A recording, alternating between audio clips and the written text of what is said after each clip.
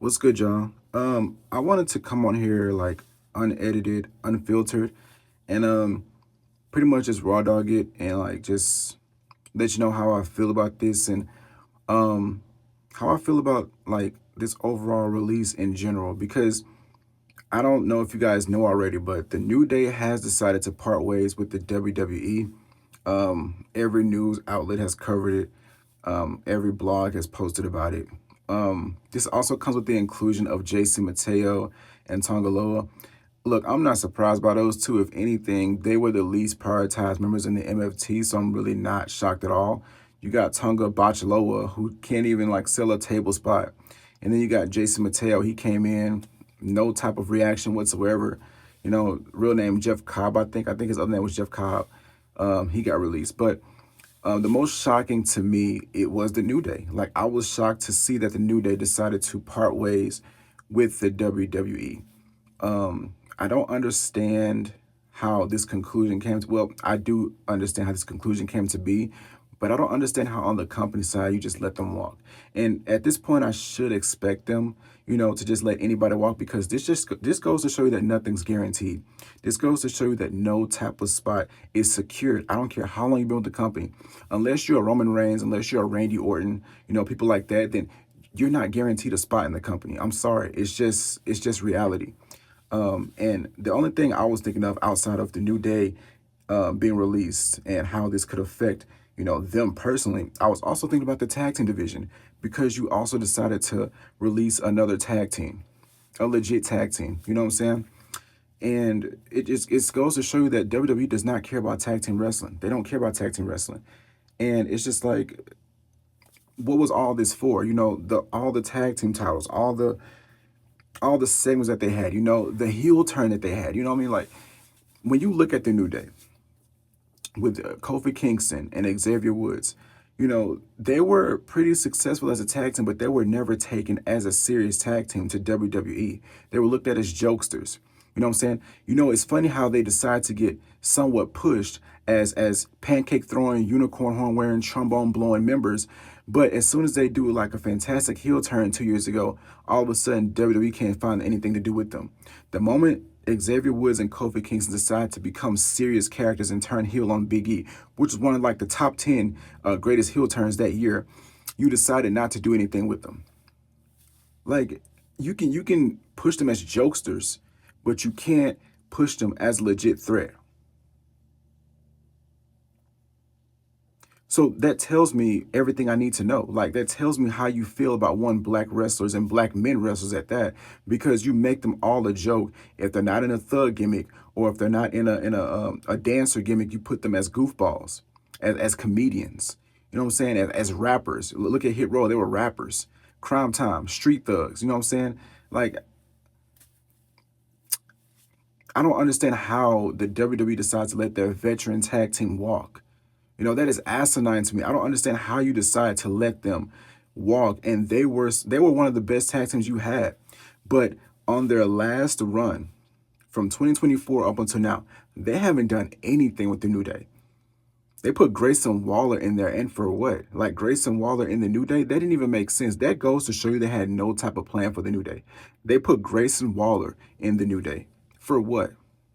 How is that gonna work? Grayson Waller and New Day have nothing in common. They never talked to each other prior to that. They just put Grayson Waller in there because Austin Theory was out, and they had nothing to do with Grayson Waller. You had Kofi Kingston talking to Javon Evans for weeks, trying to recruit Javon Evans. It's a good thing Javon Evans didn't go with the New Day because he would have ended up released with them, possibly. But when you look at the careers of both Kofi Kingston and Xavier Woods, you know what I'm saying? I'll include Biggie in this too because he was part of the stable for majority of its run. Let me start off with the New Day in general. When the New Day's inception happened, you remember the promotion packages they gave them? Like they just had it as this stereotypical black gospel group. They had the black women singing like a church choir, you know what I'm saying? And Biggie was pretty much the preacher. I I'm not gonna lie, back then it was funny to me because I'm just like, this is like something that goes on in my church. Like I'm like, okay, I guess. But the gimmick never got over. The gimmick never got over. It never fully um it never fully got embraced by the audience. So they never took it in. They never like reacted to it. And there were baby faces at the time. So no reaction as a baby face, that's not good. No reaction in general is not good. So what they decided to do, I guess WWE decided to rebrand them as, these goofballs. They turned them heel. They ended up getting over, but as goofballs. And it was at the cost of their characters. You know what I'm saying? Because prior to that, prior to New Day and everything before that, Big E was a serious powerhouse, a serious silent powerhouse who went by Big E Langston, pinning people by 5 counts instead of 3 counts, right? He was Big E and AJ, I'm sorry, he was Dolph Ziggler and AJ Lee's silent enforcer when he got to the main roster. Looked at as a threat, put John Cena on his back, you know what I'm saying, when he first debuted. You know what I'm saying? And then you had Kofi Kingston. He was never taken serious because he was never a world champion caliber superstar. They gave him mid-card titles, sure. Put him in tag teams with different people. Like, I think it was Evan Bourne, R-Truth. He tagged with a lot of people. And then he finally got his WWE title run, but what kind of run was that? Because it's not how you start a race, it's how you finish it. And Kofi Kingston's WWE title run finished in a tragedy because he lost to Brock Lesnar in 5 to 7 seconds. So it really didn't mean anything in the end. I mean, he won the title, sure.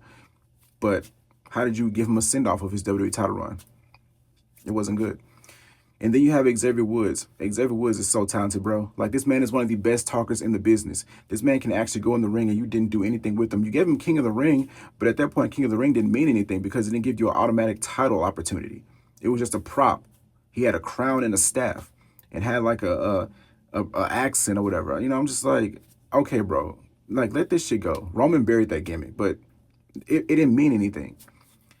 And putting them together as a collective, if you look at them as individuals, if you turn them all into jokes and put them as a collective, the stable's going to be a joke. It's not going to be seen as a true threat. Sure, they can win tag titles, but what does it mean?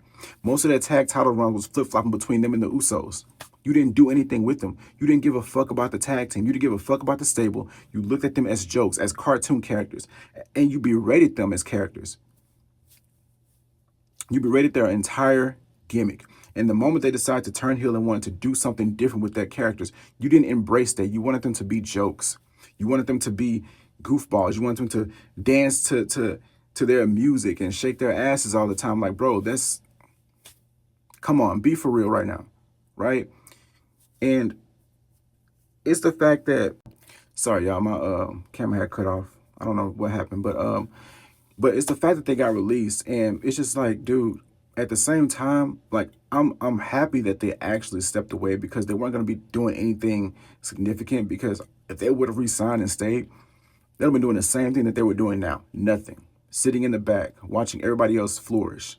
You know what I'm saying? So I'm actually proud that they left, but at the same time, it's like, you're down another tag team. They can't pass on certain knowledge in the back to the other tag teams. Well, whatever tag teams you have left. You know what I'm saying? So it's kind of like a slap in the face to them. You know what I'm saying? And Kofi Kingston does have a Hall of Famer career. I can't say the same for Xavier Woods. I mean, I guess he can go based off of the tag titles he's won. But you know what I'm saying? It doesn't even really matter. But they're gone now. So it doesn't even matter. Xavier Woods has a successful up, down, down channel. You know what I'm saying? I'm not sure what Kofi Kingston does outside of wrestling, but maybe he can find other work. I see people saying go to AEW. I mean, they could give them a proper send-off. You know what I'm saying? But I just don't understand like the release. I mean, I do understand, but I don't, because at the end of the day, the New Day was one of your core tag teams. You just let them go, let them walk. You know what I'm saying? But as far as JC Mateo and Tongaloa, like, I expected that. Come on, they didn't even have any dialogue. They weren't even characters. They were just there, bro. I mean, I can say the same for Tala Tonga. Tala Tonga doesn't even talk, but he's like, quote unquote, the muscle of the group. So I guess he does have a role. But I wonder how it's going to affect both Tama and Tala. I wonder how they're feeling about that. I don't know. But yeah, guys, let me know how you feel in the comments down below about the New Day's release and also the 2/5 of the MFTs. Make sure you guys like, comment, share, subscribe, turn on your post notifications, and I'll see you guys in the next video. Peace.